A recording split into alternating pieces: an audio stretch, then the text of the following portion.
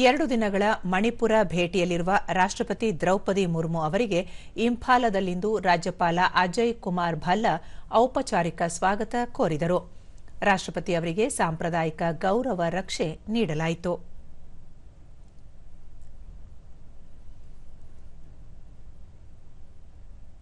ಬಳಿಕ ಹಲವು ಅಭಿವೃದ್ಧಿ ಯೋಜನೆಗಳ ಶಂಕುಸ್ಥಾಪನೆ ಮತ್ತು ಉದ್ಘಾಟನೆ ನೆರವೇರಿಸಿ ಮಾತನಾಡಿದ ರಾಷ್ಟ್ರಪತಿ, ಈಶಾನ್ಯ ಭಾಗಗಳಲ್ಲಿ ಇತ್ತೀಚಿನ ವರ್ಷಗಳಲ್ಲಿ ಹೆಚ್ಚಿನ ಅಭಿವೃದ್ಧಿ ಕಾರ್ಯಗಳಾಗುತ್ತಿದ್ದು ಉದ್ಯೋಗ ಸೃಷ್ಟಿಯಾಗುತ್ತಿರುವುದು ಸಂತಸಕರ ಸಂಗತಿ ಎಂದರು. ಭಾರತದ ಈಶಾನ್ಯ ಭಾಗದಲ್ಲಿರುವ ಸಾಂಸ್ಕೃತಿಕವಾಗಿ ಶ್ರೀಮಂತ ರಾಜ್ಯವಾಗಿರುವ ಮಣಿಪುರ ಹಲವು ತಲೆಮಾರುಗಳಿಂದ ಕರಕುಶಲ ವಸ್ತುಗಳಿಗೆ ಹೆಸರುವಾಸಿಯಾಗಿದೆ.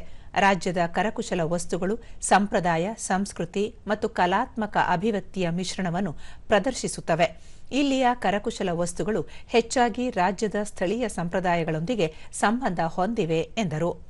ಮಣಿಪುರದ ಸುಂದರ ಕಲಾಕೃತಿಯನ್ನು ರೂಪಿಸುವಲ್ಲಿ ಮಹಿಳೆಯರ ಕೊಡುಗೆ ಅಪಾರವಾಗಿದೆ ಎಂದು ಶ್ಲಾಘಿಸಿದ ರಾಷ್ಟ್ರಪತಿ, ಕೆಲ ದಿನಗಳ ಹಿಂದೆ ಆಯ್ದ ಮಹಿಳೆಯರನ್ನು ರಾಷ್ಟ್ರಮಟ್ಟದಲ್ಲಿ ಗೌರವಿಸಿರುವುದಕ್ಕೆ ಸಂತಸ ವ್ಯಕ್ತಪಡಿಸಿದರು.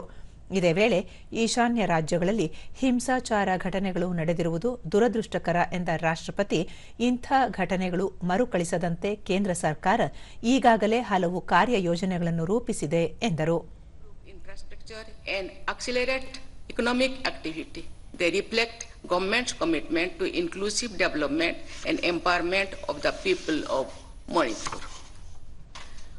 ರಾಷ್ಟ್ರಪತಿಯವರು ನಾಳೆ ಇಂಫಾಲದಲ್ಲಿ ಸಾರ್ವಜನಿಕ ಸಭೆ ಉದ್ದೇಶಿಸಿ ಭಾಷಣ ಮಾಡಲಿದ್ದಾರೆ ಮತ್ತು ಮಣಿಪುರದ ದಿಟ್ಟ ಮಹಿಳೆಯರ ಗೌರವಾರ್ಥ ನಿರ್ಮಿಸಿರುವ ನುಪೆ ಲಾಲ್ ಸ್ಮಾರಕ ಸಂಕೀರ್ಣಕ್ಕೆ ಭೇಟಿ ನೀಡಲಿದ್ದಾರೆ.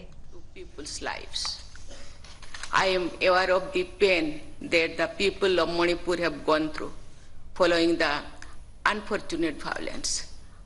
I want to assure you that taking care of the concerns of the people of Manipur is highest priority for us. My government stands with every affected family. The Union government remains fully committed to strengthening harmony, ensuring security and supporting Manipur in its journey towards stability and prosperity.